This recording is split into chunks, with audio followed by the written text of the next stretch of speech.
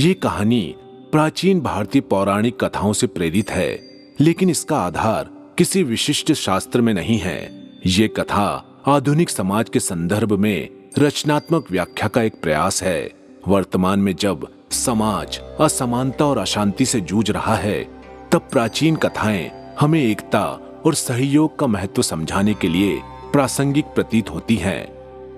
गणेश जी का वनवास।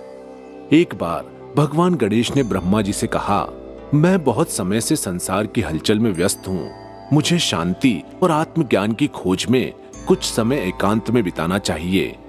ब्रह्मा जी ने उनका सुझाव मान लिया और गणेश को एक ब्रह्मांडीय वन में भेजा, जहां वे पूरी तरह से अकेले रह सकते थे।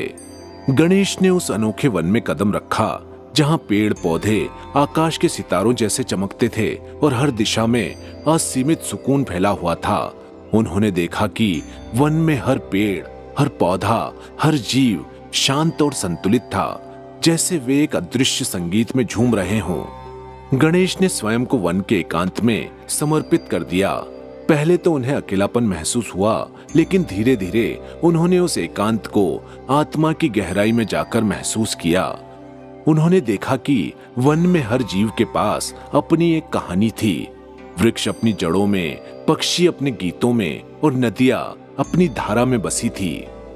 गणेश ने इस एकांत में सीखा कि शांति और आत्मा की गहराई का अनुभव केवल बाहरी दुनिया से दूर रहकर ही नहीं, बल्कि अपनी आत्मा की आवाज को सुनकर ही संभव है।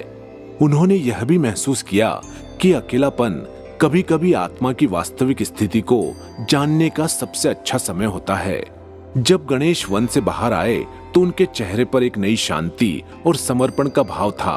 उन्होंने कहा, एकांत का अनुभव हमें अपनी आत्मा की गहराई में जाकर सच्ची शांति और ज्ञान का एहसास कराता है।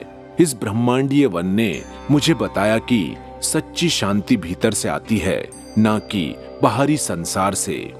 यह कहानी हमें सिखाती है कि कभी कभी जीवन की भागदौड़ और शोर शराबे से दूर रहकर एकांत में बिताया गया समय हमें अपने आप को जानने और आत्मिक शांति पाने में मदद कर सकता है। जब हम रोजमर्रा की जिंदगी की जटिलताओं से घिरे रहते हैं, तो यह कहानी हमें याद दिलाती है कि अपने भीतर की शांति को खोजने के लिए कुछ समय अकेले बिताना कितना महत्वपूर्ण हो सकता है।